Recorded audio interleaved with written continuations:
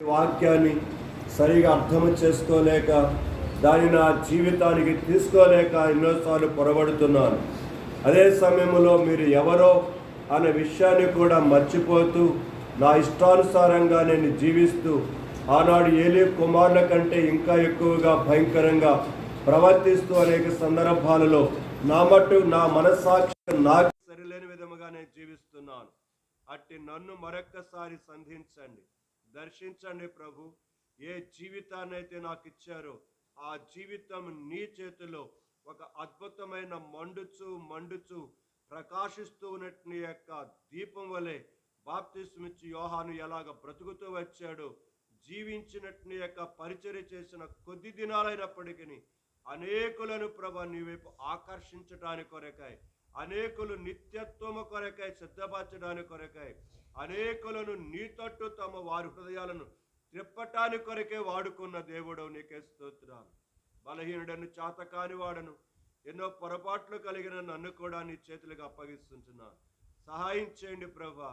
యోగ్యముగా ప్రభు బలలో పాలు పొందడానికి కొరకై నన్ను మమ్మల్ని అందరినీ కూడా మీరు సిద్ధపరుస్తూ రావస్తుందిగా ప్రార్థిస్తూ, నా ప్రభును నా రక్షకుడునైనా యేసుక్రీస్తు ప్రభు వారి యొక్క శక్తిగలైన ఔన్నత్య నామమున వందనములు చెల్లించి ప్రార్థిస్తున్నాను తండ్రి, ఆమేన్.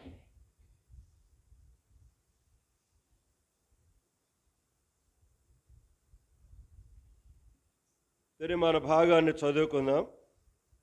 అపోస్తుడైన పౌలు ఫిలిప్పీ సంఘమునకు వ్రాసిన పత్రిక 3వ అధ్యాయం 12వ చరణం మనమందరమును కలిసి చదువుకుందాం. ఫిలిప్పీ 3:12. ఇదివరకే నేను గెలుచుతున్ననైనను, ఇదివరకే సంపూర్ణ సిద్ధి పొందుతున్ననైనను నేను అనుకొనడలేదు గాని, నేను దేని నిమిత్తము క్రీస్తు యేసు చేత పట్టబడితునో దానిని పట్టుకొనవలనని పరిగెత్తుచూ ఉన్నాను. చాలు. దేవుడు ఈ లేఖన భాగమును మనందరి కొరకై ఆశీర్వదించి దీవించునుగాక. అది ఒక సేవకుని యొక్క జీవితంలో చివరి రోజు. దేవుడు తనను పిలుస్తున్నాడు. నీ సమయం అయిపోయింది, వచ్చే అని దేవుడు తనకి స్పష్టంగా మాట్లాడుతున్నాడు. ఆ సమయంలో దేవుని దగ్గర ఒక రిక్వెస్ట్ అడిగాడు. ఇదేంటిది? ఇది ఆశ్చర్యంగా ఉంది కాదు? రమ్మంటే వెళ్ళిపోవాలి కానీ రిక్వెస్ట్ కోరుతున్నాడట. జరిగిన సంఘటన కథ చెప్పట్లేదు నేను. ఇంటర్నేషనల్గా గొప్ప పేరు ఉన్న గొప్ప దైవజనుడు అతడు. ఆయన్ని యొక్క తన ద్వారా దేవుడు ఎంతో తన నామానికి ఘనత తెచ్చుకున్నాడు. అలాగా గొప్పగా వాడబడిన ఆ దైవజనుడిని చిట్ట చివరి క్షణం నీవు వచ్చేసేయి, నీ సమయం అయిపోయిందంటే ఒక చిన్న దేవుని దగ్గర బ్రతిమలాడుకున్నాడట. ఏం బ్రతిమలాడుకుని ఉంటాడు చెప్పండి? నేను కూడా విషయం విన్న తర్వాతగా నాకు అర్థమైంది. నాకు మొదట అర్థం కాల. మీకు కూడా అవకాశం ఇస్తే మీరు ఏం బ్రతిమలాడతారు చెప్పండి? బాగా సిద్ధపడ్డారు, పరిచర్య చేశారు దేవుడి కొరకై. ఈ క్షణంలో రమ్మంటున్నాడు దేవుడు. ఆ సమయంలో దేవుడు మీ యొక్క మొర విని నీ రిక్వెస్ట్ వినటానికి ఇష్టపడుతున్నాడు. ఏమని మనవి చేస్తుంటాడు చెప్తారా? మీరు ఊహించని గెస్ అయ్యండి.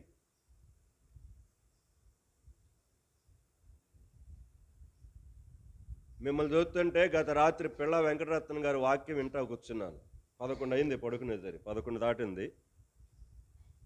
నేను ఆ వాక్యం బాగా వింటాను, ఎందుకంటే చాలా అద్భుతమైన దైవజనులలో ఒకడు ఆయన. ప్రస్తుతం ఉన్న వాళ్ళలో చాలా ఆత్మీయంగా ఉంటాడు. ఎంత ప్రేమ కలిగిన వాడుగా ఉంటాడో, కోపం వస్తే అంత కోపం ఆయనకి. ఆయన పీజీ చేసే దినాలలో ఒక చిన్న సంగతి చెప్తూ వచ్చాడు. పీజీ చేస్తూ వచ్చాడు. ఆ దినాల్లో తన రూమ్లో ఉన్నట్టు యొక్క వాళ్ళందరూ కూడా మాట్లాడుకుంటున్నప్పుడు ఒకడు అన్నాడంట, ఏంటో కానీ వీళ్ళందరూ ఎప్పుడు చూసినా తలకాయ నొప్పి తలనొప్పి తలనొప్పి అంటుంటారు అని తలనొప్పి అన్న వాళ్ళందరూ ఏం చేస్తున్నాడంట, ఎగతాళి చేసి మాట్లాడుతున్నాడట. ఎగతాళి చేసి మాట్లాడుతున్నాడు. నాకెప్పుడు తలనొప్పి అనేది ఇప్పుడు లేదు, ఎప్పుడు చూసినా కూడా తలపోతుందో తలనొప్పిగా ఉందని ఏదో ఒక సందర్భాన్ని బట్టి మనం కూడా ఏం చేస్తాం, కొన్నిసార్లు అని ఉంటాం. అలా మాట్లాడుకుంటున్నారట. మాట్లాడుకుంటున్నప్పుడు వీడి తలనొప్పి దాని మాట్లాడే వాళ్ళని ఎగతాళి చేస్తున్నప్పుడు అక్కడ ఉన్న వాడి స్నేహితుడు వెంకటరత్న గారి ఒక ఫ్రెండ్ అన్నాడట, అవునులేరా నీకు అసలు తలకాయ ఉంటే కదా అన్నాడంట. ఏందంట, అసలు నీకు తలకాయ ఉంటే కదా తలకాయ నొప్పి వస్తానికి అన్నాడంట. ఆడికి మైండ్ పోయిందంట ఈడేసిన ప్రశ్నకి. కొన్నిసార్లు మనం మైండ్ తినేవాళ్ళు కొంతమంది, మనమే తెలివిగలం అనుకుంటాము, మన మైండ్ తినేవాళ్ళు కూడా కొంతమంది మిమ్మల్ని చూస్తుంటే నాకు తలకాయ నొప్పి వస్తుంది ఇప్పుడు ముందర. అర్థమైందా? నేను అడిగిన ప్రశ్న ఏంది,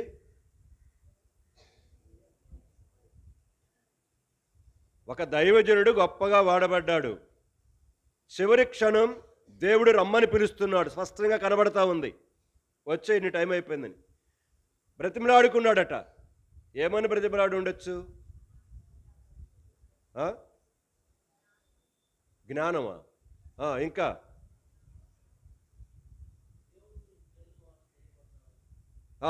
మాకు జడ్సన్ మంచి ఆశయ కానీ మా జడ్సన్కి రాలేకపోతున్నాడు మందిరానికి. మా జడ్సన్కి ఆశ ఎక్కువే.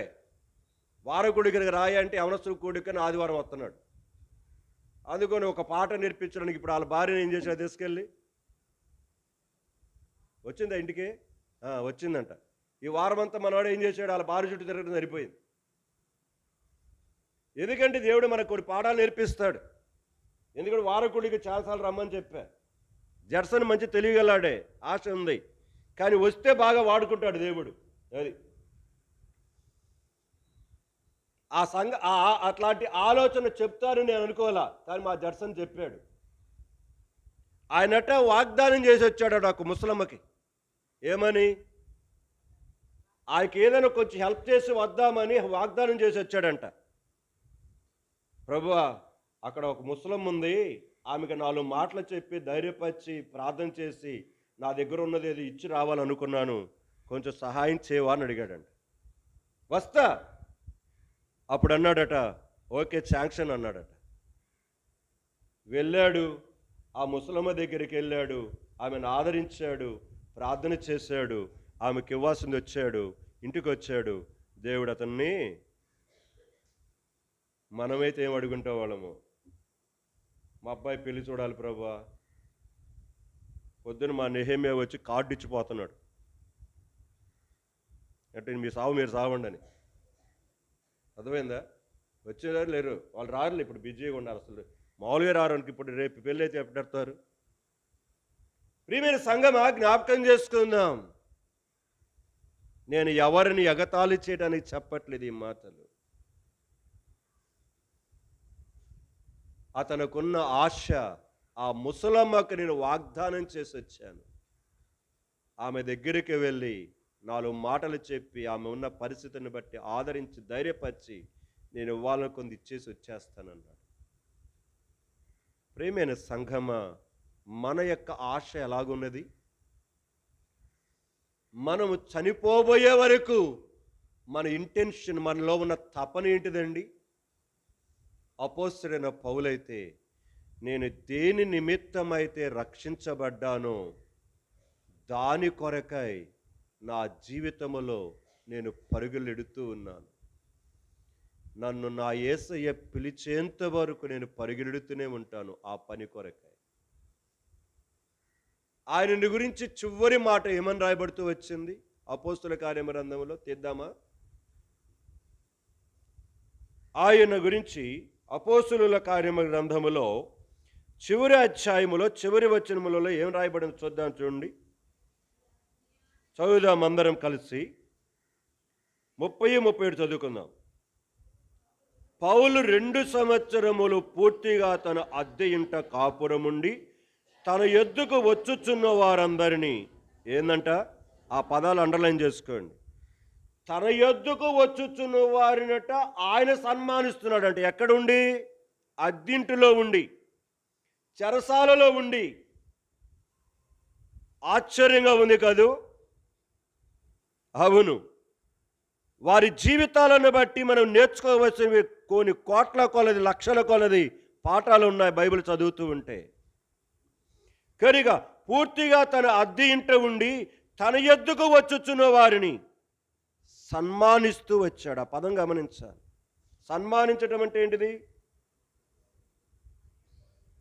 ఇక్కడి నుంచి 2006 సంవత్సరంలో నేను ఇక్కడి నుంచి బయలుదేరి వెళ్ళేటప్పుడు ఒక ఆయన నన్ను సన్మానించాలనుకున్నాడు. ఎవరు? మా నారత్తం అక్క ఉంది వెనకాల, వాళ్ళ భర్త మా చిన్న మస్తానన్న వెళ్ళిపోయాడు. మందిరానికి వచ్చి ఏందంట, మా నారత్త మాతకు గుర్తుందో లేదు, నాకు గుర్తుంది ఇప్పటికి.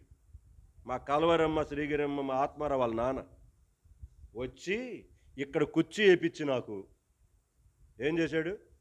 కుర్చీ వేసి శాలువా తీసుకొచ్చి ఏం చేశాడు? నాకు కప్పిగా ఆయన నేను ఏం చేయను బ్రదర్ నిన్ను అని అంటా ఉన్నాడు.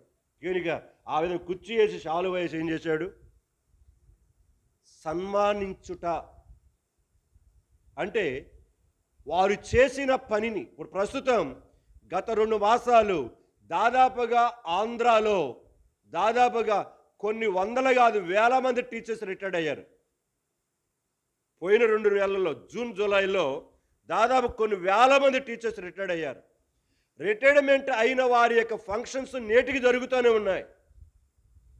టీచర్స్ అందరూ చేరి కెరిగా ఆ యొక్క రిటైర్డ్ అయిన టీచర్ను కూర్చోబెట్టి ఆ స్కూల్లో కెరిక పిల్లలందరినీ పిలిపించి ఆ విధంగా శాలువాలు కప్పి వారిని ఏం చేస్తున్నారు? పొగుడుతూ వారు చేసిన ఆ యొక్క స్కూల్లో కానీ ఇంకా రకరకాల స్కూల్లో చేసిన వాటిని చూసుకుంటూ ఆ విధంగా సన్మానిస్తూ వచ్చారు. సన్మానించుట అనే పదానికి చాలా అర్థం ఉంది. ప్రేమైన సంఘమా, నిజం. చివరి దినాలలో తన జీవితంలో మనమైతే ఏం చేస్తాం? ఎప్పుడు చావు వస్తుందా అని ఏం చేస్తాం? మనము ఎదురు చూస్తా దాని కొరకే మనము బాధతో దుఃఖముతో చూస్తాం. కానీ పౌలలాగా లేడు. తన యొద్దకు వచ్చుచున్న వారికి సన్మానం చేస్తూ వచ్చాడు. సరే, ఇట్లా చెప్పుకుంటే మన టైం అవుతుంది. రెండో మాట చదువుదాం.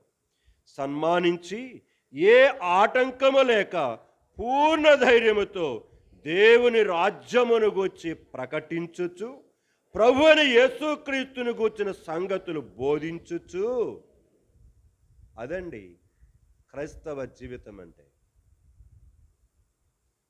చచ్చే వరకు దేవుని పనిలో వెనకంజ వేసేదే లేదు. పరిస్థితులు ఎలాంటిదైనా సరే, నేను దేని నిమిత్తమై పట్టబడ్డానో దాని కొరకై నేను పరుగులు ఎడుతూనే ఉంటాను. చరిత్ర పండితులు చెప్పేది ఏంటంటే, పౌలు పేతురు ఇద్దరు కూడా రోమా పట్టణంలో ఒకేసారి కనుక చంపబడ్డారని చెప్తారు చరిత్ర పండితులు చెప్పేది. నాకైతే తెలియదు. రోమా పట్టణానికి ఒక దిక్కున పేతురు తలక్రిందులుగా సిలువ వేయబడుతుంటే, రోమా పట్టణానికి మరొక దిక్కున అపోస్తలుడైన పౌలు అందరి ముందు నిలబడి ఆ విధంగా మోకాల మీదకి వచ్చినప్పుడు కత్తి తీసుకొని సైనికుడు వచ్చి ఏం చేశాడు? మెడకాయని తెగ నరికేసాడు. రోమా పట్టణం ఒక ప్రక్కన మన పేతురు తలక్రిందులుగా సిలువేయబడుతున్నాడు, మరొక ప్రక్కన అపోస్తలుడైన పౌలు శిరచ్ఛేదనం చేయబడుతున్నాడు. రోమా పట్టణం అంతా తిరణాలే ఆ దినమంతా. క్రీస్తు విరోధులకి ఆనందకరమైన రోజు ఆ రోజు.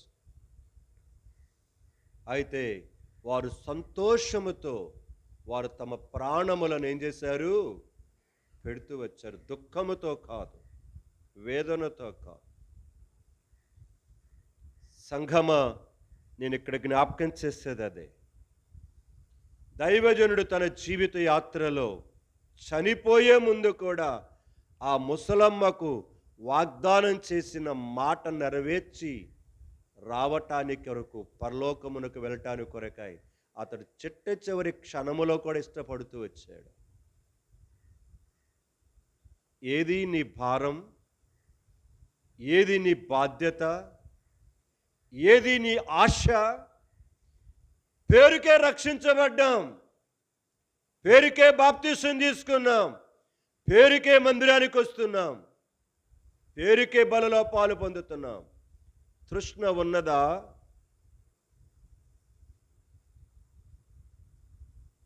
సంఘమా, మన జీవితంలో మనము నేర్చుకుందాం. వచ్చి వెళ్ళిపోవటము కాదు. వచ్చినందుకు వెళ్ళినందుకు నేనేం ఇక్కడ కోపట్లేదు, కానీ వచ్చి నువ్వు వెళుతూ ఏమి తీసుకొని వెళ్తున్నావు ఇక్కడి నుంచి? ఆయన ఇవన్నిటినో నీకు ఇవ్వటానికి కొరకాయ ఆయన సిద్ధముగా ఉన్నాడు. ఎన్నిటినో ఇవ్వటానికి సిద్ధముగా ఉన్నాడు. ఈరోజు నా దినభాగం పొద్దున్నే లేచి చదువుకున్నాను. ద్వితీయోపదేశకాండం 3వ అధ్యాయం. ఒక మాట గుర్తుకొస్తుంది. ద్వితీయోపదేశకాండం 3వ అధ్యాయం.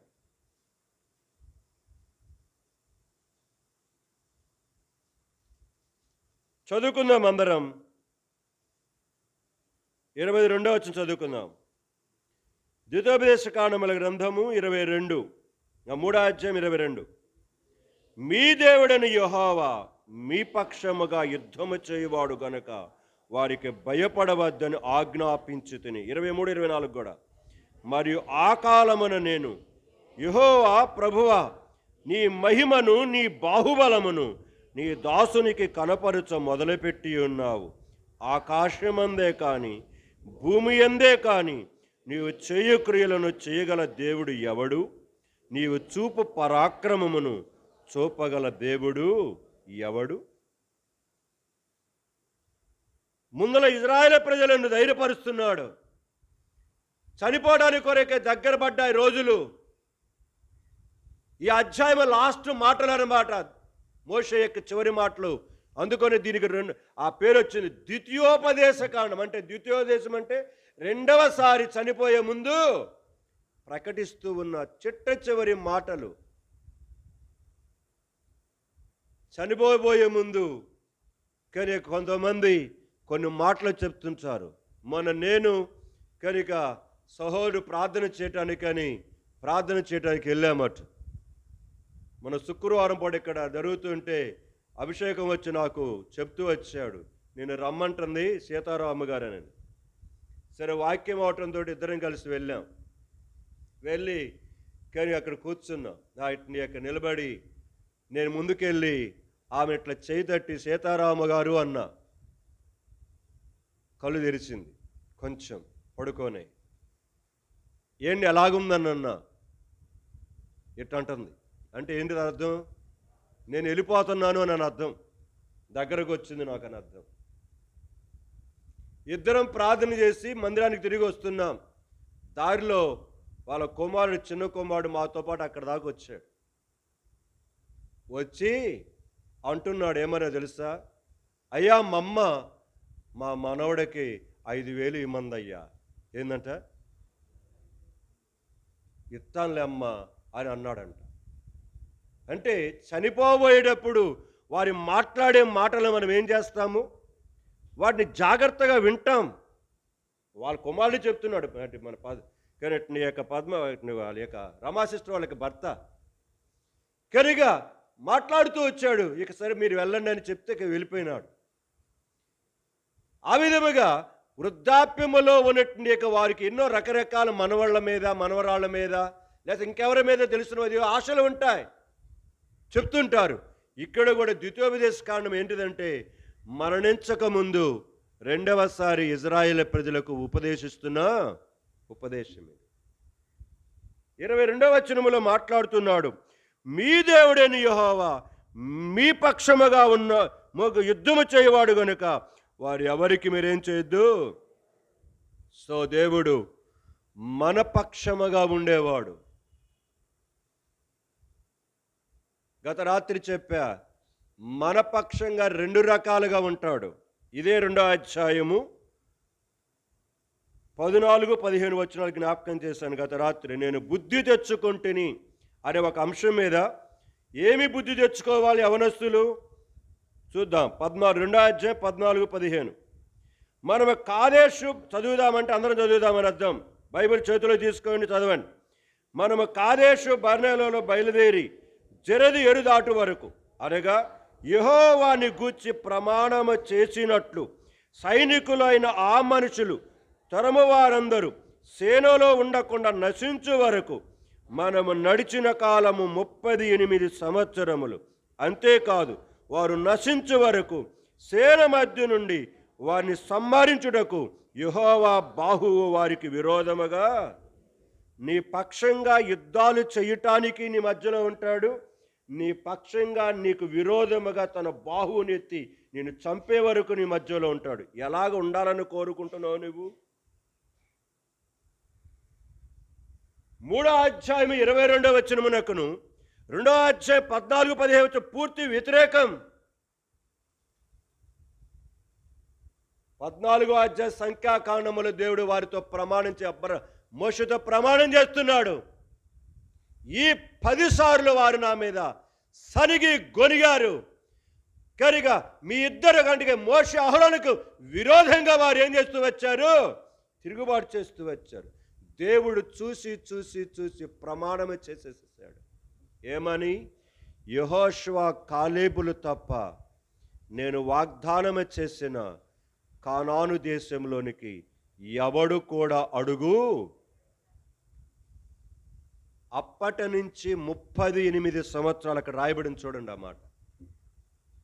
38 సంవత్సరములు వారి మధ్యలో దేవుడు సనిగిన గొనిగిన ఆ 6 లక్షల మంది కాల్బలమునకు విరోధముగా తన బాహువు ఉన్నదే కానీ వారి పక్షముగా యుద్ధము చేయటానికి కాదు.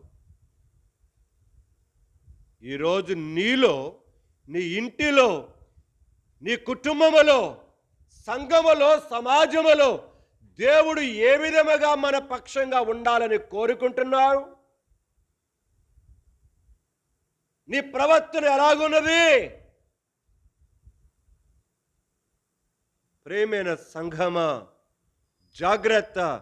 నీవు ఎప్పుడైతే రక్షణ మారు మనసు పొంది బాప్తిసంలో పాలు పొంది దేవుని కొరకే తీర్మానం చేసుకున్నావో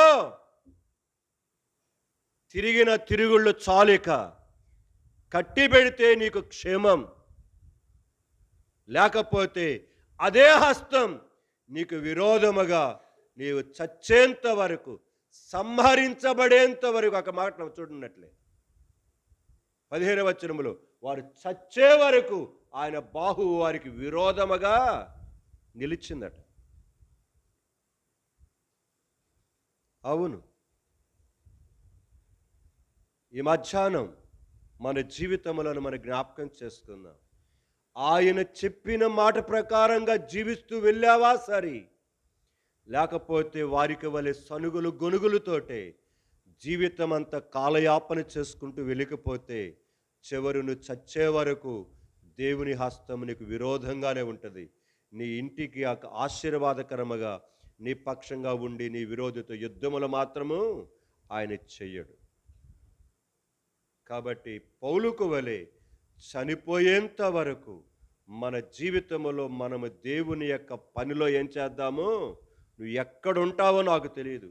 పెళ్ళిళ్ళు సందడిలో ఉంటావో. నేను ఈరోజు ఇక్కడికి వచ్చి ఈ కార్డు చదువుతున్నా. మా నెహెమ్యా, మా వెంకటరత్నం ఏమి రాశారు తెలుసా? దీని మీద ఒక ప్రత్యేకంగా రాశారు. వింటారు అందరూ?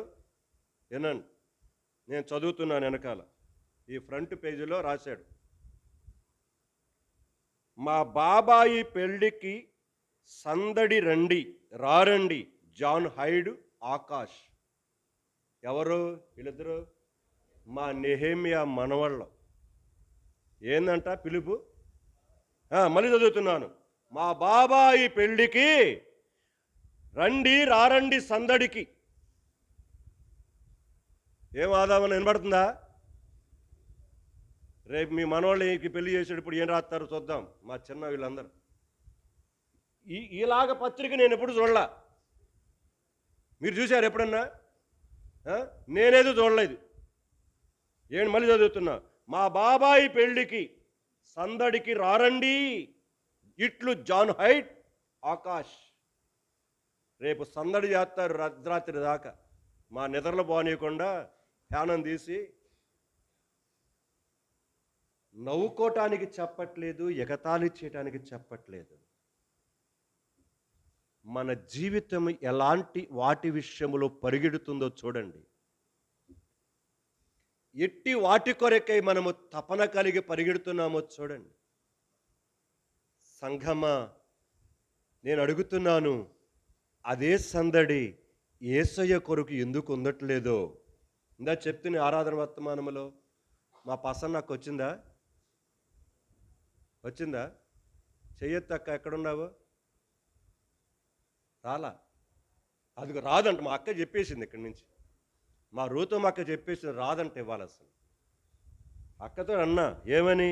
అబ్బాయి ఎంత సందడికి వెళ్తున్నావు అక్క హుషారుగానంటే అనుకుంటూ పోతుంది. అట్టనే ప్రార్థన కూడా రాక్క అంటే ఇక అంతే, ఇక మామూలు మాటలేదు, పరుగో. ఇవాళ అసలు రాలా, అసలు గొడవలేదు, అసలు ఎవరం కదా. ఎవరు వీళ్ళు? ఆరాధన చేసి బాప్తిసంలో పాలు పొందేవాళ్ళు. బాప్తిసంలో పాలు పొంది బల్లలో పాలు పొందేవారి పరిస్థితి ఇది. ఈనాటి స్థితి. ఇప్పుడు వచ్చారు వెనకాల మా సునీతమ్మ అక్క, మా అచ్చమ్మ కోళ్ళు, మా ప్రేమమ్మ పొద్దున్నే కొట్టుకు పొమ్మంటే 6 గంటలకే లేచి ఏం చేస్తుంది? మొన్న వెళ్ళా గృహాలు దర్శితానికి వెళ్తే వాళ్ళు లేరు, ఇంట్లో ఎవరు లేరు. వాళ్ళ అమ్మ ఉంది. వాళ్ళ అమ్మ ఉంటే 8 గంటలకు పోతుంది మీ అమ్మాయి అన్న. 6-6:30 కల్లా ఇక్కడి నుంచి ఏం చేస్తుంది? రే ఇటు చూడండి, మా వన్ని ఆకలు వాడు వెనకాల ఇప్పుడు వచ్చారు మనలో. మా అక్షయ్ అన్న ఇప్పుడు వచ్చాడు. కొంచెం వస్తా ఉండండి సార్లారా, లేకపోతే పోయి పాతాళంలో కనుక బాగా ఏపుతాడు దేవుడు అక్కడ. పొద్దున్నే కొట్టుకైతే మా అక్క ఏం చేస్తుంది? ఎవరు? మా ప్రేమావతి అక్క ఏం చేసింది? బాప్తిసంలో పాలు పొందింది. నేను పేర్లు పెట్టింది చెబుతున్నానంటే ఇప్పుడు సిగ్గొత్తదని మీకు. నా బాధ సిగ్గొత్తదేమో అని మీకు. నీ కొట్టుకైతే పొద్దున్నే లేచి పరిగెత్తావే, దేవుడి మందిరం. దేవుడు నీకు ఆరోగ్యం ఇస్తున్నాడు, గుర్తుపెట్టుకో. నువ్వు పని చేసుకోవడానికి శక్తిని ఇస్తున్నాడు, గుర్తుపెట్టుకో. తైతిక్కలాడవద్దు, దేవుడిని తైతిక్కలాడించద్దు. దేవుడు చూస్తూ ఉంటాడు. చెప్పాను కదా ఇప్పుడు సంఖ్యాకాండములో చూశాడు. మోషే నువ్వు ఆగు అన్నాడు. నువ్వు ఆగు. చదువుదామా మాట? సంఖ్యాకాండం 14వ అధ్యాయం. ఇష్టం వచ్చినట్టుగా వచ్చేవాళ్ళు చదువుదాం ఈ మాటలు. సంఖ్యాకాండం 14 20వ వచనం నుంచి చదువుదాం. ఇక్కడ దాకా 19వ వచనం దాకా మోషే బతిమిలాడాడు. ఇప్పుడు 20వ వచనం నుంచి దేవుడు అంటున్నాడు. ఏమంటున్నాడు మోషేతో చూద్దాం. యెహోవా నీ మాట చొప్పున నేను, మోషే నువ్వు అడ్డం పడ్డావు, నువ్వు క్షమించమని కోరుతున్నావు. ఓకే, క్షమిస్తాను. నీ మాట చొప్పున, గమనించాలి ఆ పదాలు. మోషేతో చెప్తున్నాడు, మోషే నీ మాట చొప్పున నేను క్షమించి ఉన్నాను. అయితే అక్కడే డేంజర్ ఉందంతా. నేను చెప్తూనే అయితే, కానీ అనే పదాలు వచ్చినాయి అనుకో, చాలా డేంజర్. అయితే ఇప్పుడు చదువుదాం.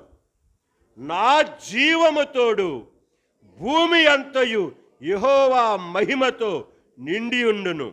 నేను ఐగుప్తులోను అరణ్యములోను చేసిన సూచక క్రియలను, నా మహిమను చూచిన ఈ మనుష్యులందరూ ఈ 10 మారులు నా మాట వినక నన్ను.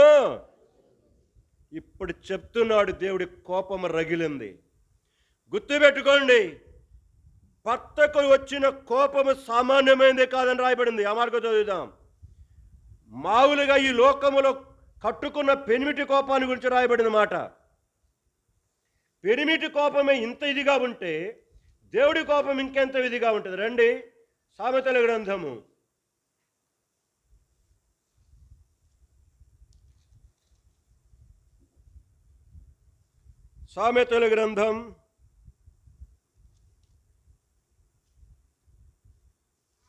6వ అధ్యాయం. రండి, చివరి 3 వచనాలు చదువుకుందాం. అలా చివరి 2 వచనాలు. సామెతలు 6 చివరి 2 వచనం. భర్తకు పుట్టు రోషము మహా రౌద్రము గలది. ఆ పండ్రలైన చేసుకోండి.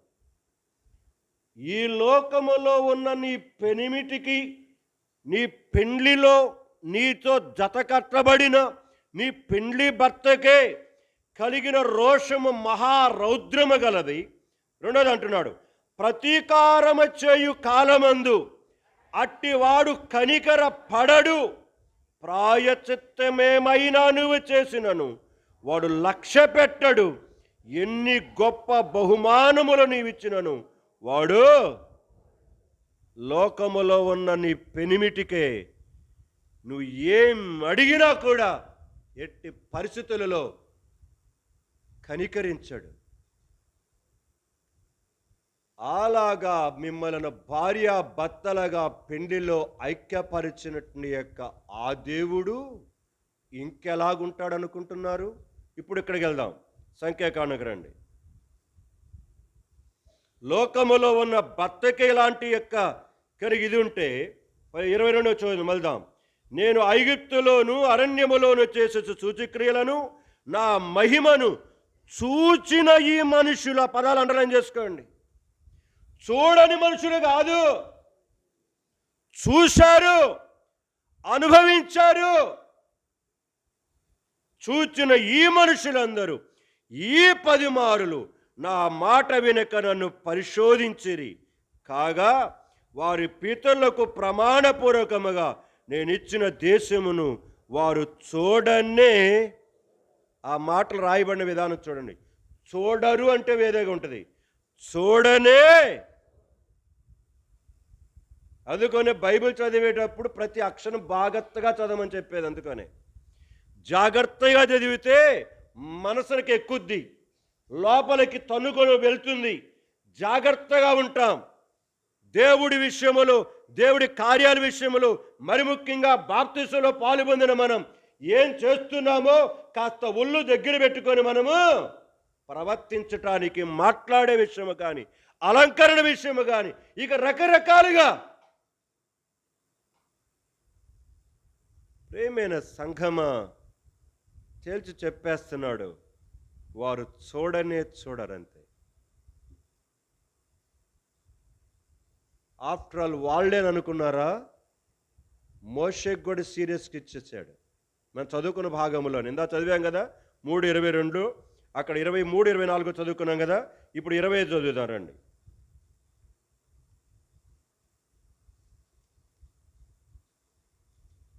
3:25 నుంచి. నేను అద్దరికి వెళ్ళి యోర్దాను అవతలనున్న ఈ మంచి దేశమును, మంచి మన్యమును, ఆ లెబానోనును చూచునట్లు దయచేయుమని నేను యెహోవాను. పోవటానికి కాదట, కనీసం చూడటానికి దేవుని దగ్గర ఏం చేశాడంట? బతిమలాడుకున్నాడట మోషే. బతిమలాడుకుంటే ఏమని వచ్చింది రిప్లై? చదువుదాం 26. యెహోవా మిమ్మును బట్టి నా మీద కోపపడి నా మనవి వినకపోయెను. మరియు యెహోవా నాతో ఇట్లనెను, చాలును, ఇక ఈ సంగతిని గురించి నాతో ఇక ఎన్నడూ నా దగ్గర ఎత్తవాక సుమా. చాలు, ఇంతవరకు మాట్లాడింది నువ్వు. ఇజ్రాయిల్ ప్రజలనే కాదు, మోషేకు కూడా సీరియస్. అంటే నిలబడిన నేనైనా, కూర్చున్న నువ్వైనా దేవుడి దగ్గర అందరం ఒకటే. దేవుడు ప్రమాణము చేశాడు అంటే దానికి తిరుగు ఉండదు. నువ్వు ఎన్ని రకాలుగా బ్రతిమలాడినా ఎందుకంటే ఆయన ఎన్ని రకాలుగా నీ వైపు తన చేతులు చాపుతూ ఉన్నా నువ్వేం చేయట్లేదు. చదువుదాం సామెతలు 1, సామెతలు 1:22 నుంచి చదువుదాం. సామెతలు 1:22 నుంచి. ఎట్లనగా జ్ఞానము లేని వారులారా, మీరెన్నాళ్ళు జ్ఞానము లేని వారుగా ఉండగోరుదురు. అపహాసకులారా, మీరెన్నాళ్ళు అపహాసము చేయొచ్చు ఆనందింతురు. బుద్ధిహీనులారా, మీరెన్నాళ్ళు జ్ఞానమును అసహించుకుందురు. నా గద్దింపు విని తిరుగుడి, ఆలకించుడి. నా ఆత్మను మీ మీద కుమ్మరించుదును, నా ఉపదేశమును మీకు తెలిపెదను. నేను పిలువగా మీరు వినకపోతిరి, నా చెయ్యి చాపగా ఎవరును లక్ష్యపెట్టకపోయిరి. నేను చెప్పిన బోధ ఏమీ మీరు వినక త్రోసివేచుదురి. నేను గద్దింపగా లోబడక. నేను మా ప్రేమావతికే కాదు, వాళ్ళ అమ్మకు కూడా చెప్పొచ్చా. మా ప్రేమావతి అమ్మ అక్క వస్తే నా దగ్గర కొంచెం రమ్మని చెప్పమ్మని చెప్పొచ్చా. మరి చెప్పింటుంది వాళ్ళ అమ్మకి, కానీ మా ప్రేమావతి మరి రాదు నా దగ్గరికి. ఎందుకు? నేను కాసేపు క్లాస్ తీసుకుంటానుగా, మళ్ళీ నీ క్షేమం కోసమేనమ్మా. నీకు క్లాస్ తీసుకుంటే నాకు ఒరిగేది ఏమీ లేదు, నాకు వచ్చే బహుమానం ఏమీ లేదు. మీ తల్లికి చెప్పొచ్చింది ఎందుకంటే నువ్వు ఎక్కడైనా పద్ధతి మార్చుకుంటావేమోనని. అది నీకు పెళ్ళైన కాడి నుంచి చూస్తూనే ఉన్నాను నిన్ను, ఇప్పుడు కాదు, పెళ్ళైన దగ్గర నుంచి చూస్తూనే ఉన్నాను నిన్ను. నీ కొడుకులు నీ ఎంత అయ్యారు, కానీ ఇంతవరకు ప్రవర్తనలో మార్పు లేదు. ఒక ప్రేమావతిని గురించే కాదు, వెనకాల లేటుగా వచ్చే వారి కొడుకులు లేని వారి అందరికీ చెప్తున్నారు ఈ మాట. నా గద్దింపును విరిగి తిరగండి, నేను మీకు ఉపదేశము చేస్తానంటే ఒక్కడు వినేవాడు లేడట. ఈ మధ్యాహ్న కాల సమయంలోనైనా ఈ ఉదయకాల సమయంలోనైనా బ్రతిమలాడుకుంటావా? ఎలాగో తెలుసా? ఒక వాక్యం చదువుతాం. యెషయా గ్రంథము 55వ అధ్యాయం, క్షమించండి 50వ అధ్యాయం, 50వ అధ్యాయము 4-5 వచనాలు. ఇంతవరకు లెక్క లేకుండా తిరుగుతూ ఉంటే ఈ 4-5 వచనాలు చూసుకొని చదువుకొని మనసులో ప్రార్థన చేసుకోండి. ఇక నుంచైనా ఆయన త్వరగా రానై ఉన్నాడు కాబట్టి జాగ్రత్త పడటానికి ప్రయత్నం చేయండి. 54-5 వచనాలు చదువుకుందాం కలిసి. అలసిన వానిని మాటల చేత ఓరడించు జ్ఞానము నాకు కలుగునట్లు శిష్యునికి తగిన నోరు యెహోవా నాకు దయచేసి ఉన్నాడు. శిష్యులు వినునట్లుగా నేను వినుటకై ఆయన ప్రతి ఉదయమున నాకు వినుబుద్ధి పుట్టించుచూ ఉన్నాడు. 5వ వచనం. ప్రభువు యెహోవా నా చెవికి వినుబుద్ధి పుట్టింపగా నేను ఆయన మీద తిరుగుబాటు చెయ్యలేదు, వినకుండా నేను. ఈ 2 మాటలు ప్రార్థన చేసుకోండి. మరి ముఖ్యంగా 5వ వచనం దేవుని సన్నిధిలో ఇప్పుడు చదువుకున్నాం కదా, సామెతల గ్రంథం 21 నుంచి. ఆ మాటలకు ఈ మాట యాడ్ చేసుకోండి. అయ్యా, ఇప్పటి వరకు వెళుతూ వచ్చా అలాగనే, ఇక నుంచైనా నా జీవితాన్ని నేను క్రమపరుచుకుంటా.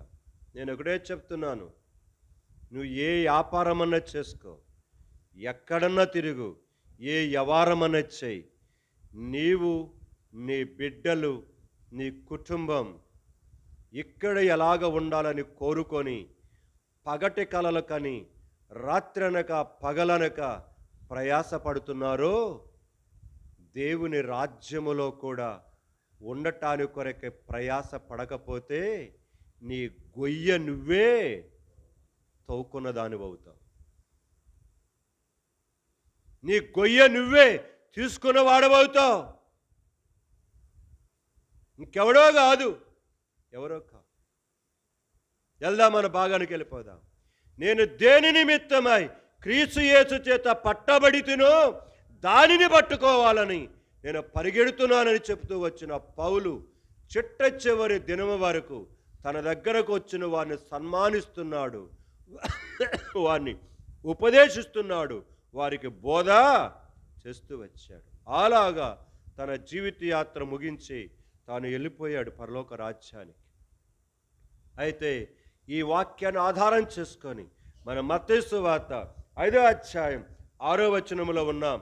దాదాపుగా 5-6 సంవత్సరాల నుంచి నీతి నిమిత్తమై ఆకలి దప్పులు గల వారు ధన్యులు, వారు తృప్తిపరచబడుదురు అనే మాటను మనం బేస్ చేసుకొని దేవుడు మనల్ని ఎందుకు రక్షించాడు అని అంటే, ఒకప్పుడు దుర్నీతికి స్వనీతికి ఆకలి కలిగి దప్పిక కలిగి ప్రయాసపడిన వారం. అయితే ఇప్పుడు రక్షించబడిన వారమైన మనం దేవుడు ఏ నీతికి మనలను వారసులుగా చేశాడో ఆ నీతి ఆ నీతి కొరకై ఆకలి దప్పులు కలిగి ఉండాలని ఆయన కోరుతున్నాడు. సో ఇక్కడ ప్రశ్న వేసుకున్నాం, నీతి అంటే ఏంటిది? దాని కొరకే నేను లోకాసు వార్త 1:6 తీసుకున్నాను. అక్కడ జకరియా ఎలిజబెత్తుల గురించి వారిద్దరూ నీతిమంతులై ఉండిరి అని దేవుడే ఆత్మచేత రాయించాడు అక్కడ. ఇప్పుడు ప్రశ్న వేసుకున్నాం, వారి ఇద్దరిలో ఏముండాయి నీతిమంతుడంటానికి? ఇందాక ఆరాధన వర్తమానములో వారిద్దరిని దేవుడు ఏం చేయాలనుకున్నాడట? చంపదలిచి ఉండెను. ఎందుకు? ప్రశ్న వేసుకుంటే కారణాలు వస్తాయి అక్కడ. అలాగని నీతిమంతుడు అంటున్నాడు. ఎందుకు నీతిమంతులని చెప్పాడు? కారణాలున్నాయి. దాంట్లో 10 చూస్తున్నాం దాదాపుగా 3-4 సంవత్సరాల నుంచి. అదే కనుక 41వ వచనము 67వ వచనం లోకాసు వార్త 1వ అధ్యాయము, వారిద్దరు దేవుని ఆత్మచేత నింపబడి వారు ప్రవచిస్తూ వచ్చారు. ఇక్కడ ప్రశ్న వేసుకున్నాం, దేవుని ఆత్మచేత నింపబట్టం అంటే ఏంటిది అనే ప్రశ్న వేసుకొని దానిలో 5వ తీసుకున్నాను నేను. కనుక 5వ తీసుకుంటున్నాం. దాని కొరకై యోహాను సువార్త 16:13 నేను తీసుకున్నాను. కనుక ఆత్మచేత ఎవడైతే నడిపించబడతాడో వాడు ఏమవుతున్నాడు? సత్యములో నుండి సర్వసత్యములోనికి ఎదుగుతూ ఉంటాడు. ప్రశ్న వేసుకున్నాం, సత్యములో నుండి సర్వసత్యములోనికి ఎదగటం అంటే ఏంటిదో ప్రశ్న వేసుకుంటూ వచ్చినాం. దాని కొరకై అపోస్తుల కార్యం గ్రంథం 14వ అధ్యాయం 22వ వచనం తీసుకున్నాను. వారు విశ్వాసమందు స్థిరులై, అలాగే రెండవదిగా మీరు ప్రభు యొక్క రాకడ విషయము సందర్భముగా అనేక శ్రమలను అనుభవించచ్చు దేవుని రాజ్యములో ప్రవేశించవలనని వారిని హెచ్చరించాడు. ఆ 2వ భాగాన్ని చూస్తున్న చాలా కాలం నుంచి. అనేక శ్రమలను అనుభవించుచు పరలోక రాజ్యానికి వెళ్ళాలి. సుఖ సంతోషాలు అనుభవిస్తూ కాదు. గుర్తుపెట్టుకో, శ్రమలు అనుభవిస్తున్నావా? దీంట్లో 3 చూసుకున్నాం. శ్రమలు అని హెడ్డింగ్ పెట్టుకొని, శ్రమలు 3 రకాలు. మొదటిది, మన ఇష్టానుసారంగా తిని తాగి దేవుడికి వ్యతిరేకమైన పనులు చేసుకొని ఏలియా అంటున్నారు కొంతమంది. కనుక జాగ్రత్తగా ఉండండి వాక్యం వినేటప్పుడు. ఏలియాకు పెళ్లి కాదు అసలు. ఏలియాకు పిల్లలు ఎక్కడి నుంచి వస్తారు? ఏలియా కాదు, ఏలీ వేరు, ఏలియా వేరు. గుర్తుపెట్టుకోండి. సో ప్రియమైన వారేరా, యెహోఫ్ని ఫిన్హాసులు వారి ఇష్టానుసారంగా జీవించి వారి చేతులారే వారి నెత్తి మీదకి మరణాన్ని తెచ్చుకున్నారు. ఇది మొదటి శ్రమ. రెండో శ్రమ, మనం ఎదుటివారికి ఉపకారం చేసి దాన ధర్మం చేసి సత్క్రియలు చేసి మేలు చేసి తెచ్చుకొనే కష్టాలు. ప్రతిదానికి ఒక్కొక్క ఉదాహరణ చూస్తూ వచ్చినాం. ఇప్పుడు 3వది చూస్తున్నాం చాలా కాలం నుంచి. దేవుడి చిత్తానుసారముగా దేవుడి వాక్యానుసారంగా జీవిస్తూ శ్రమల పాలవటం. దాని కొరకే నేను స్టెఫనుని తీసుకున్నాను. అతడు మన కనబడే అధ్యాయాలు అపోస్తల కార్యం గ్రంథం 6-7 అధ్యాయాలు కనబడతాడు. 7వ అధ్యాయం చివరిలో అతడు హతసాక్షి అయిపోతాడు. ఇప్పుడు అతడిని గురించి మనం ధ్యానం చేస్తుంటున్నాం. 3వ వచనములో 6వ అధ్యాయం 3వ వచనములో అతడు ఆత్మతోనూ జ్ఞానముతోనూ నిండుకొని, ఆ మొదటి మాట చూస్తూ వచ్చినాం. 2వ మాట మరలా క్లుప్తంగా మనం చూస్తున్నాం, జ్ఞానముతో నింపబట్టం. ఏ జ్ఞానం? జ్ఞానము 2 విధాలు. లోక జ్ఞానము ఒకటైతే పైనుండి వచ్చే జ్ఞానము మరొకటి. సో పైనుంచి వచ్చే జ్ఞానము చేత నింపబడ్డాడు, ఈ లోక జ్ఞానం కాదు. ఆ పైనుంచి వచ్చే జ్ఞానం అంటే ఏంటిది అని ప్రశ్న వేసుకొని యాకోబు 3:17-18 మనం ఉన్నాం. అక్కడ 7 లక్షణాలు కనబడతాయి మనకు. ఆ పైనుంచి వచ్చే జ్ఞానం మొదట పవిత్రమైనది అని చూస్తూ వచ్చినాం. రెండవది అది సమాధానకరమైనది. ఆ రెండవ మాటనే మనము చూస్తున్నాం గత కొన్ని వారాల నుంచి. సమాధానము మనము ఎలాగ పొందుకోగలం అని ప్రశ్న వేసుకొని దానికి సమాధానముగా పరిశుద్ధ గ్రంథాన్ని మనం ఎత్తుక్కుంటాం. దాని కొరకై రోమా 2:10 చదవండి. ఒకరు సత్క్రియ చేయు ప్రతివానికి, మొదట యూదునికి గ్రీసు దేశస్థునికి కూడా మహిమయు ఘనతయు సమాధానమును. సో సమాధానము ఎలాగ కలుగునంటే 7 విషయాలు 8 విషయాలు నేను రెడీ చేసుకున్నాను. అందులో మొదటిది మనం చూస్తుంటున్నాం. ఈరోజు దాన్ని ముగించేస్తాను, నేను చాలా పొడిగించినట్టు అవుతున్నది. సో సత్క్రియలు ఎవడు చేస్తాడో వాడు తన జీవితంలో 3 పొందుకుంటాడు. అందులో మూడవది సమాధానమును కలిగి ఉంటాడు. సత్క్రియ అంటే ఏంటిది?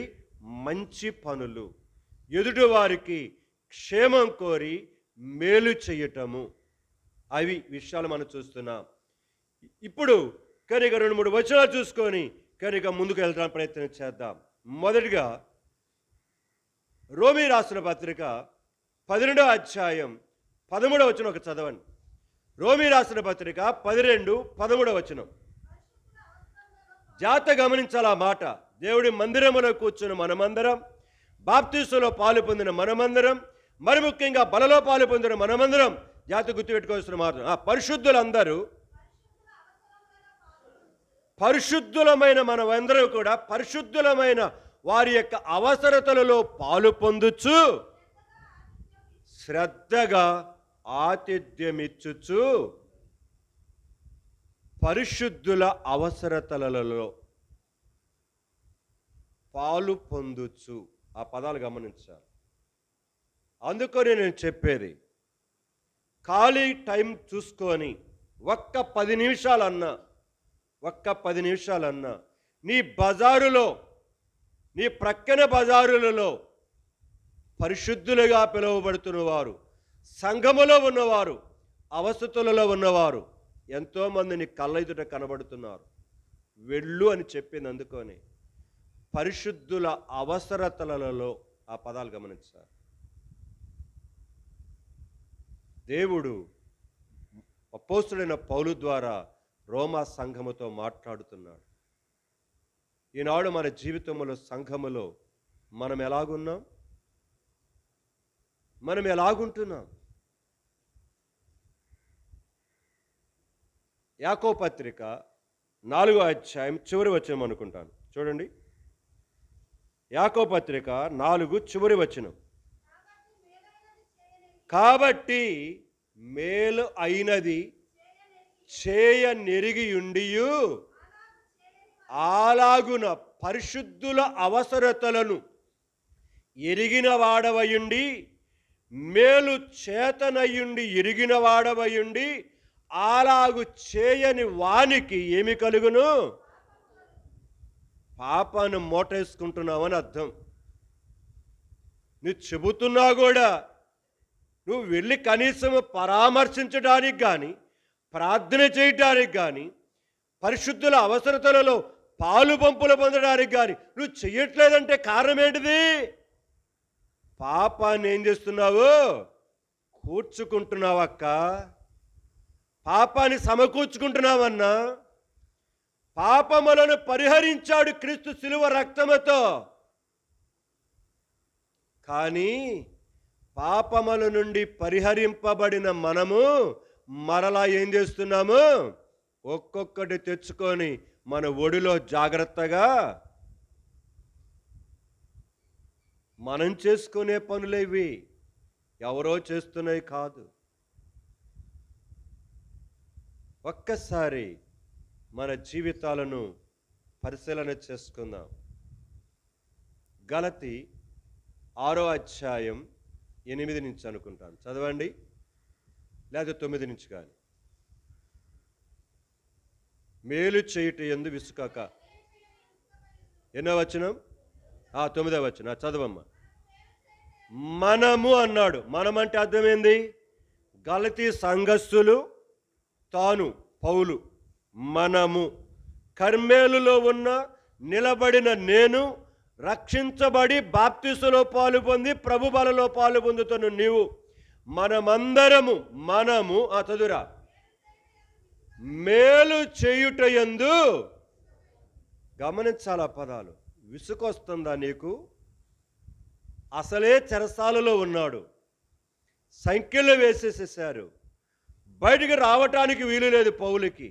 అయినను ఏం చేశాడు? మనం చదువుకున్నాం చివరి 2 వచనాల్లో, సన్మానిస్తూ వచ్చాడట. ఎలా చేయగలిగాడండి? బాధలో ఉండి, భయంకరమైన పరిస్థితులలో ఉండి ఎలాగ చేయగలిగాడు? మనసు ఉంది కాబట్టి, మనసు ఉన్నది కాబట్టి. మేలు చేయుట యందు విసుకగా ఉందుము. చదురా, మనము అలయక మేలు చేసితిమేనని తగిన కాలములో.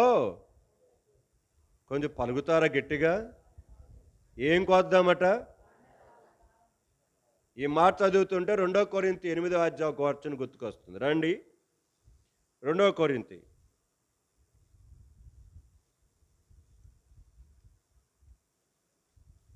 క్షమించండి 9వ అధ్యాయం 8వ వచనం. 7 చదువుదామండి అందరూ. ఈ 2 వచనాలు చదవాలి అందరూ. 2 కొరింథీ 9, 7, 8 అన్ని తొందరగా చదువుదాం. సనుగు కొనకయు బలవంతముగా కాకయు ప్రతి వాడును తన హృదయములో నిశ్చయించుకొనిన ప్రకారము ఇయ్యవలను, దేవుడు ఉత్సాహముగా ఇచ్చువాడిని ప్రేమించును. ఇప్పుడు 8వ వచనం అందరూ శ్రద్ధగా చదువుదాం. మరియు అన్నిటి యందు. జాగ్రత్తగా గమనించాల పదాలు, తమాషా చదువుకుంటూ పోవద్దు. అన్నిటి యందు. నెక్స్ట్ ఏం పదం వాడాడు? ఎల్లప్పుడూ. గమనిస్తున్నారా పదాలు? అన్నిటి యందు. రెండవది ఎల్లప్పుడూ. మీలో మీరు అంటే ఎవరు వాళ్ళు? ఆ 7వ వచనములో ఉన్నే వారు. సనుగు కొనక, కెరిక గొనగ కనుక, కెరిక దేవుని సన్నిధిలో హృదయంలో నిశ్చయించుకోలేదు ఇచ్చేవారుంటే వారి గురించి మాట్లాడుతున్నాడు. ఇప్పుడు మీలో మీరు సర్వ సమృద్ధి గలవారై ఉత్తమమైన ప్రతి కార్యమును చేయుటకు దేవుడు మీ ఎడల సమస్త విధములైన కృప ఊరకన విస్తరించబడుతుంది. అక్క నీకు సమస్త విధములైన కృపను ఆయన విస్తరింపచేయగలడు. ఆయన చేతులను ముడుచుకోవడానికి కారణము నువ్వే, నేనే.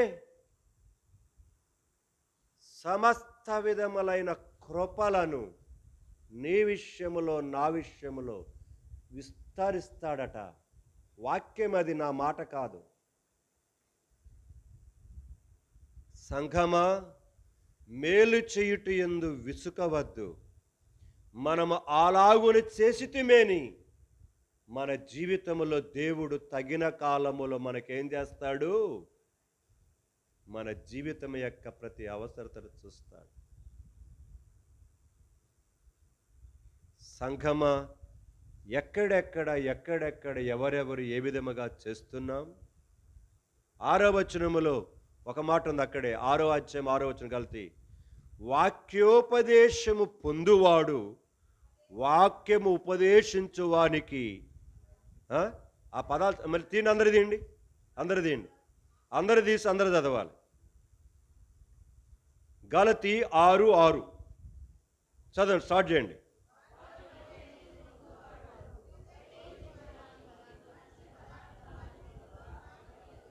ఏటిలోనట? అర్థమవుతుంది ఆ మాట.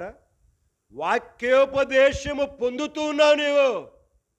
బైబిల్ స్టడీకి, prayer meeting, youth meeting, sisters meeting, thanks meeting, స్తుతి కూడికకు, అన్ని రకరకాలుగా. ఎలాగున్నాం మనం మేలు చేయట్లో?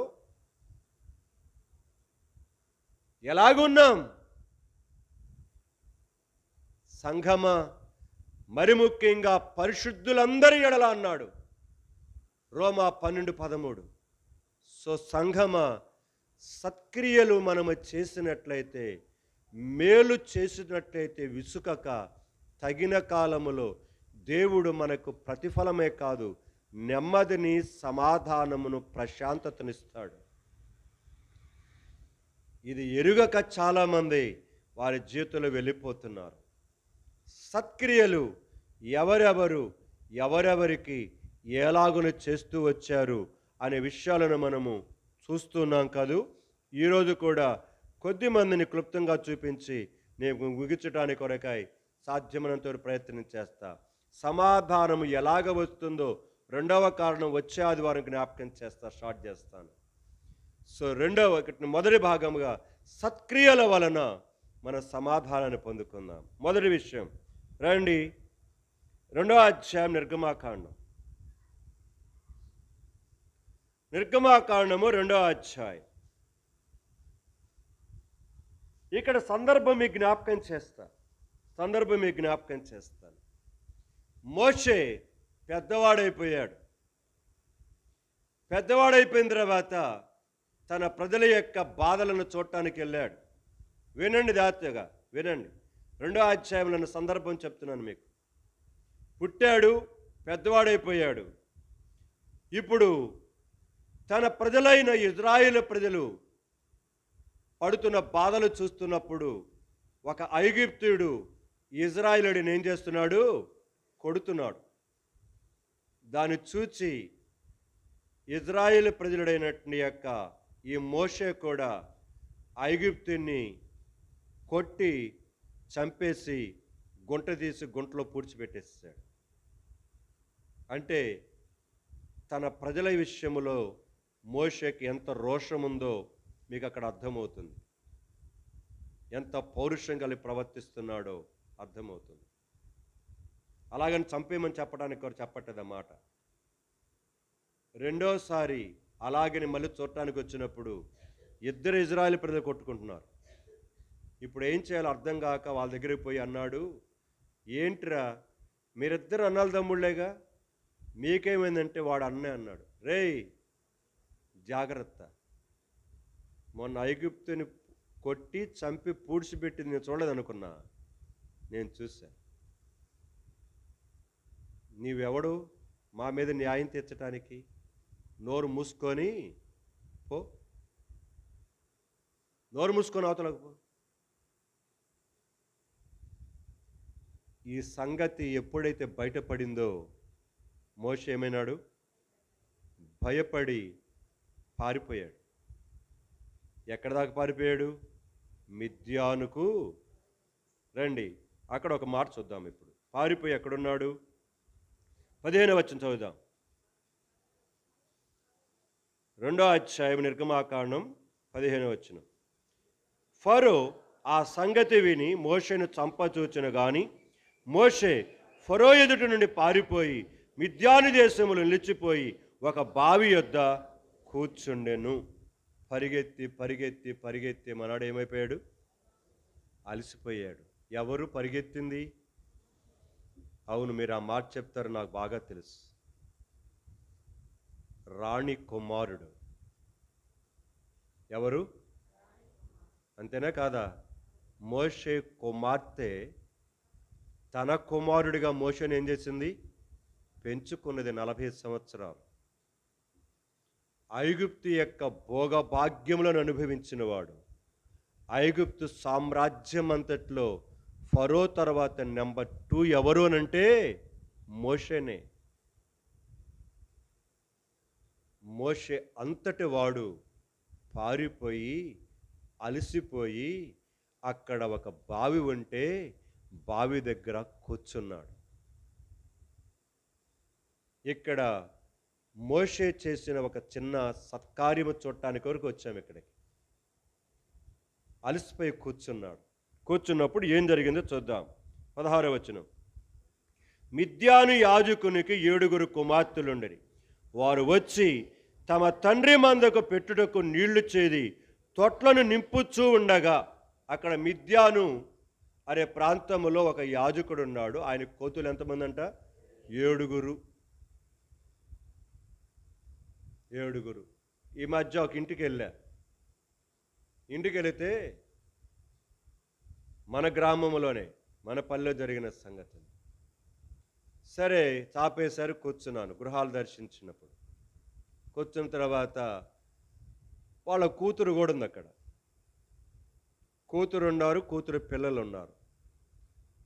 కొంచెంసేపట్లోనే అల్లుడు కూడా వచ్చాడు. నేను అన్నాను, ఈ అమ్మాయి ఎప్పుడు ఇక్కడే కనపడుతుందని అన్నట్టుగా మాట్లాడా నేను. ఎందుకంటే నేను దాదాపు 2-3 సార్లు చూశాను ఆ అమ్మాయిని ఇంట్లో. మరి ఉండి మందిరానికి ఎందుకు రావట్లేదని అన్నా. తర్వాత ఒక సంగతి చెప్తూ వచ్చింది తల్లి. నాకు చాలా బాధేసింది. ఏంటంటే దాదాపుగా పుట్టబోయే మరొక అమ్మాయి కూడా కనుక అమ్మాయి అని డాక్టర్స్ చెక్ చేసిన వాళ్ళు చెప్పారట. చెప్తే 2 భార్యాభర్తలు కలిసి ఏం చేశారట? ఆ కడుపులో ఉన్న బిడ్డను చంపేసేసారు.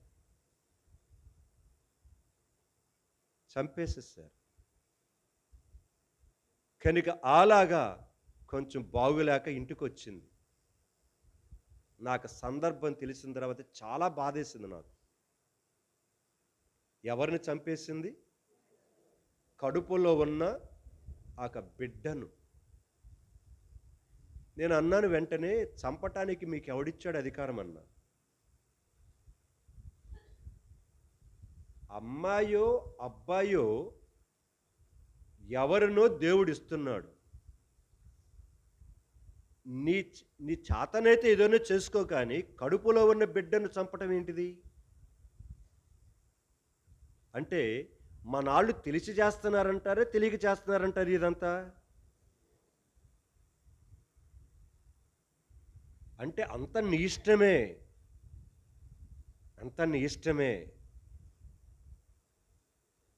చెప్తేనే మొన్న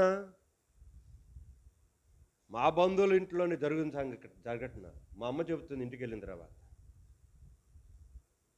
కనుక వచ్చి చెబుతుందట, నాకు చెల్లెలు వరుస అవుద్ది అమ్మాయి. డాక్టర్ గారి దగ్గరికి వెళ్ళి చెప్పొచ్చారంట. ఏమని?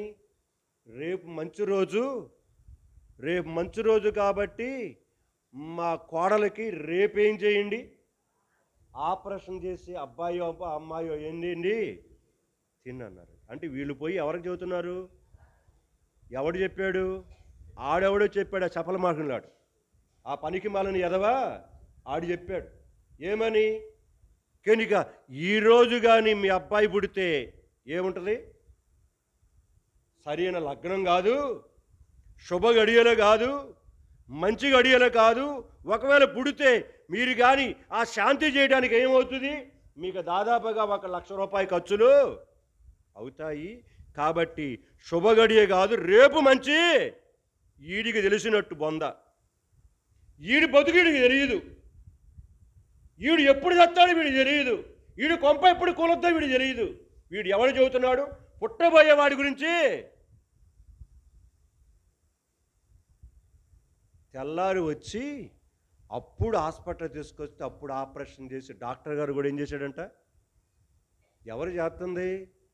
ముసుగులు వేసుకుని మన అక్కలే భలేగుంటారు. మన అక్కలు ఎంత మౌనంగా ఉంటారో అంత కత్తులు అన్నమాట మన అక్కలు. కొంపలు కూలగొట్టడంలో ఫస్ట్ మన అక్కలు, కొంపలు కూల్చేయడంలో మన అక్కలు ఫస్ట్. గర్భములో ఉన్న బిడ్డను చంపడానికి నీకు ఎవడిచ్చాడు అధికారం? శాపము నీ ఇంటిలో నీ జీవితకాలం అంతా నీ మీద వెంటాడదు. అది నీకు తెలియదు. అది నీ కడుపులో ఉన్న నీ బిడ్డను చంపితే ఆ శాపం నీ జీవిత కాలం అంతా వెంటాడుతుంది. గుర్తుపెట్టుకోండి. మీరేదో కానీ సరదా అనుకుంటున్నారేమో. అంటే దేవుడు కలుగు చేస్తున్న సృష్టికి విరుద్ధంగా నువ్వేం చేస్తున్నావు?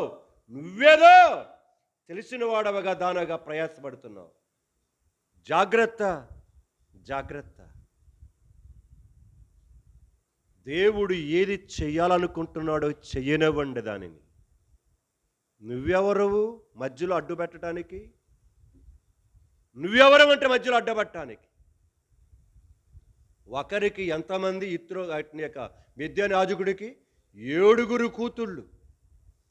7 కూతుళ్ళు కూడా గొర్రెలు కాసుకుంటూ వచ్చారు అక్కడికి. చదువుదాం, 16 వచనం చదువుదాం మళ్ళీ. నిర్గమ 2:16. మిద్యాని యాజకునికి 7 కుమార్తెలుండరి.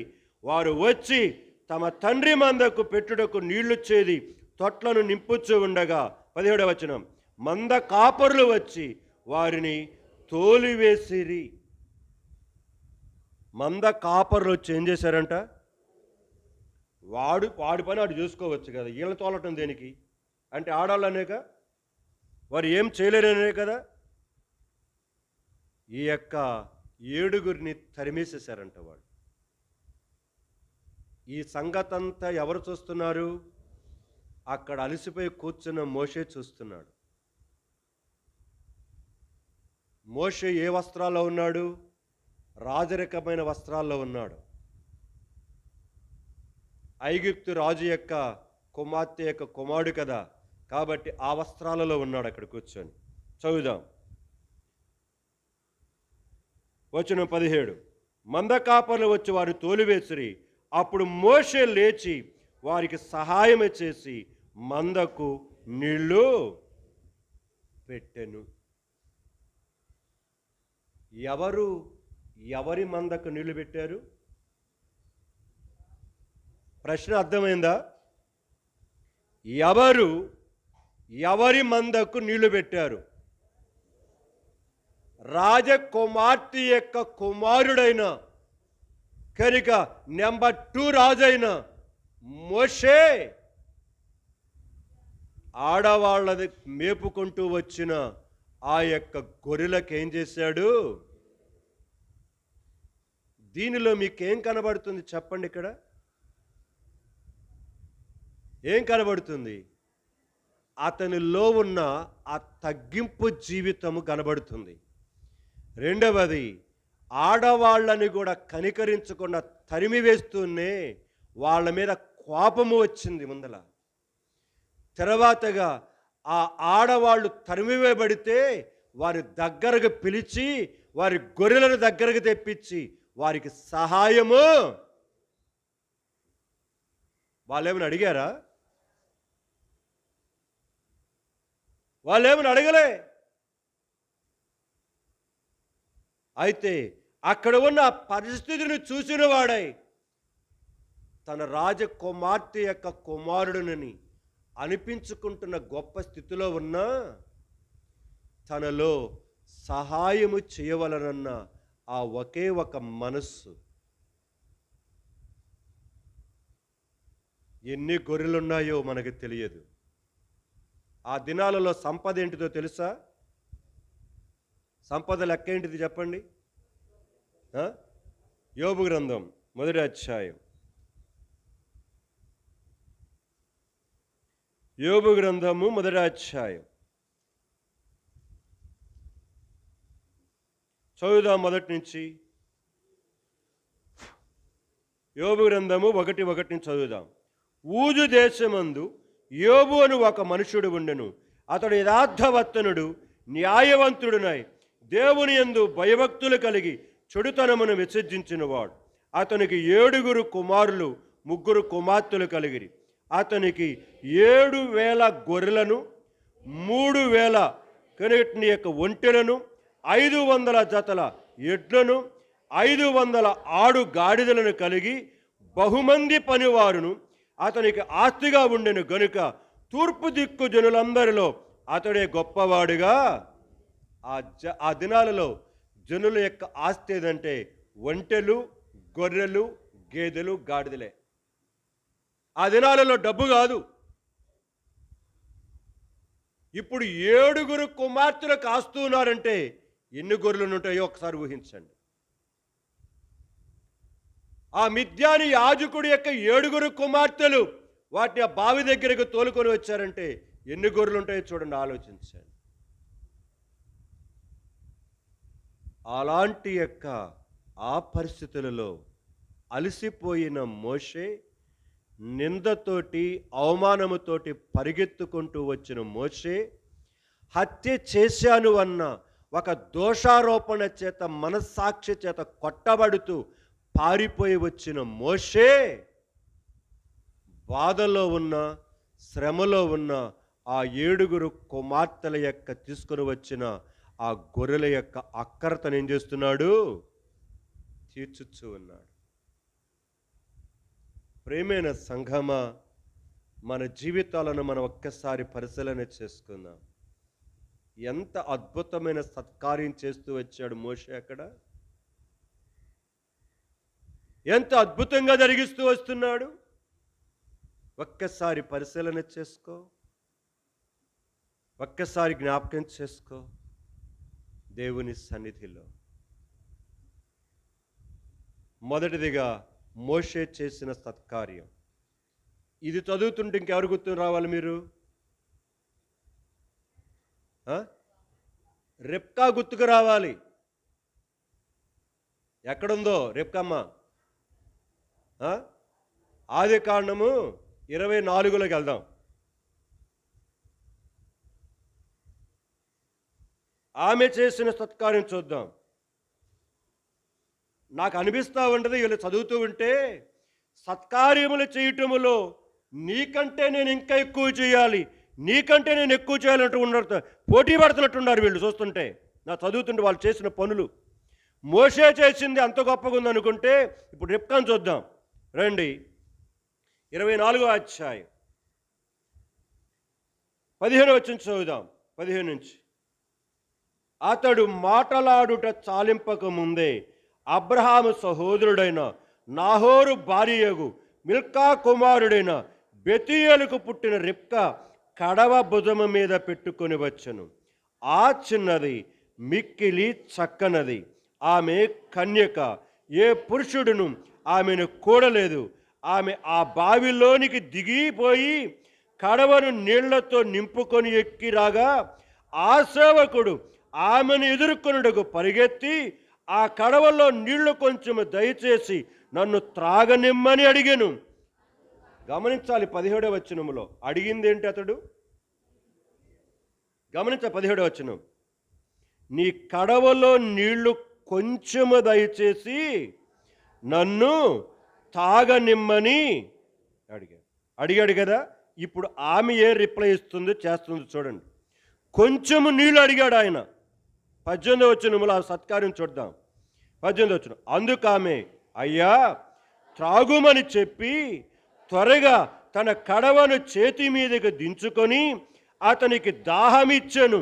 మరియు ఆమె అతనికి దాహమిచ్చి తరువాత నీ ఒంటెలు త్రాగుటకు వాటికి నీ నీళ్లు చేదుపోయినని చెప్పి త్వరగా గాడిలో తన కడవ కుమ్మరించి తిరిగి చేయుటకు ఆ బావి పరిగెత్తుకొని పోయి అతని ఒంటెలన్నిటికీ నీళ్లు, అబ్బా కొంచెం నీళ్ళు అడిగాడండి. త్రాగటానికి దప్పికేస్తుందమ్మా, కొంచెం నీళ్ళే అంటే కొంచెం కాదు. ఆమె చేసింది విస్తారముగా చేసింది. ఆమె హృదయం ఎంతగా సహాయము చేయాలన్న తప్పించిందో చూడండి. ఎవరో ఈ బాటసారి, అతని దగ్గర ఏమీ లేదు. చూస్తే ఒక అధికారిలాగా ఉన్నాడు, గొప్పవాడిలాగా ఉన్నాడు. ఎవరతడు?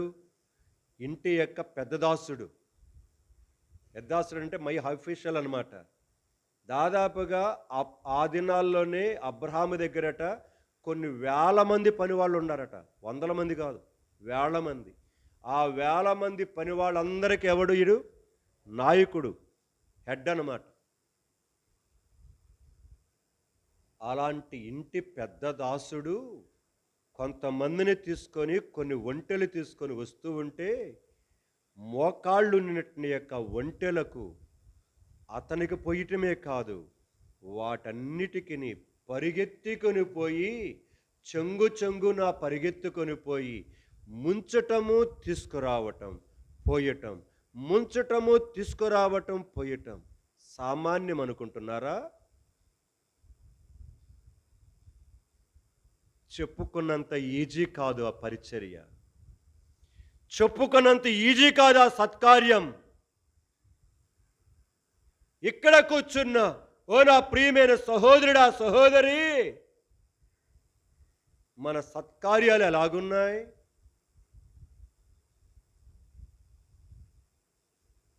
కొంచెము పొయ్యమంటే కొంచెం కూడా ఉండదు. అది మన పరిస్థితులను మనం ఒక్కసారి వెనుదిరిగి చూసుకుందాం. మనం ఇతరులకు చేస్తున్న మేలుల సంగతి చూసుకుందాం.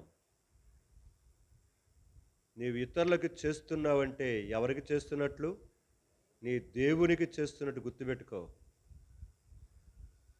సనుక్కోవద్దు, గొనుక్కోవద్దు. ఇక్కడ అతడు కొంచెము నీళ్లు పోయమంటే విస్తారంగా చేదిపోసింది. తద్వారా ఫలితం ఏంటిది? తన యజమానుడి కుమారుడికి భార్యగా స్వీకరించబడింది రెబ్కా. నీ సత్కార్యమును, నువ్వు చేస్తున్న మేలును మరుచుటకు దేవుడు అన్యాయస్తుడు. గుర్తుపెట్టుకో. నువ్వు 5 పైసలు చేసిన దానికి వడ్డీలు కట్టి దేవుడు ఎంత రావాలో నీకు అంత నీ ఒడిలో ఇస్తాడు. గుర్తుపెట్టుకో. ఆయన ఎప్పుడు మర్చిపోడు. నువ్వు చేసిన మేలు నువ్వు కనబడి చేస్తున్నా, కనబడకుండా చేస్తున్నా, మరి ముఖ్యంగా రెబ్కాకు వలె హృదయపూర్తిగా సహాయముకలో ఉన్న వారి కొరకే చేస్తూ ఉంటే కలిగే బహుమానం సామాన్యమైనది కాదు. బైబిల్ మూసేసేయండి, కనుక చాలా టైం అయిపోయింది. నేను ఇంకా కొన్ని చెప్పాలనుకుంటున్నాను. ప్రభు చిత్తం అయితే వచ్చేవారు మిగతా చెప్తాను, లేకపోతే రెండో భాగానికి వెళ్ళిపోతాను. సో సంఘమా, దేవుడి మందిరానికి రావటమే కాదు సహోదరి సహోదరుడా, నీవు నేను ఒక పని కొరకై రక్షించబడ్డామని మర్చిపోవాకండి. నువ్వు ఏ పని చేసుకుంటున్నా దేవుడి మందిరాన్ని, కుటుంబ ప్రార్థనను, నీవు నీ బిడ్డలను దేవునిలో పెంచటం మర్చిపోబాకు. లేకపోతే నీ పక్షముగా ఉన్న దేవుని హస్తమే నీకు విరోధముగా ఏమవుతుంది? తిరుగుతుంది. నీవు నశించే వరకు నిన్ను వెంటాడుతుంది అదే హస్తం. అలాగ చెయ్యని బాకు. లోబడు, విధే చూపించు. యెషయా 55 చూపిస్తూ వచ్చాను. వినటానికి బుద్ధి తెచ్చుకో, గ్రహించుకోవటానికి మనసు ఇష్టపడు, లోబడు, కఠినం చేసుకోబాకు. రెండవదిగా, దేని కొరకు రక్షించబడ్డామో నా నీతి కొరకై పరిగెత్తటానికి కొరకై ప్రయాసపడదాం. అలాగా సత్కార్యములు చేస్తూ సమాధానమును కలిగి ఆ నీతి కొరకై జీవించుట ద్వారా మనకు దేవుడు నిత్యత్వములో ప్రతిఫలాన్ని ఇవ్వనై ఉన్నాడు. అట్టి శ్రేష్టమైన భాగ్యాన్ని ఎందుకు పోగొట్టుకొని జీవితంలో నష్టపోతావు?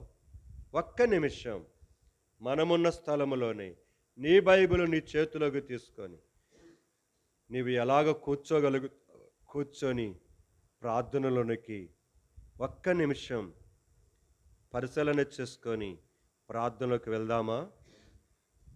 యోగ్యంగా ప్రభు బలలో పాలు పొందుతావా? ఎక్కడున్నాను నేను గత వారమంతా? ఎక్కడ తిరుగుతున్నాను?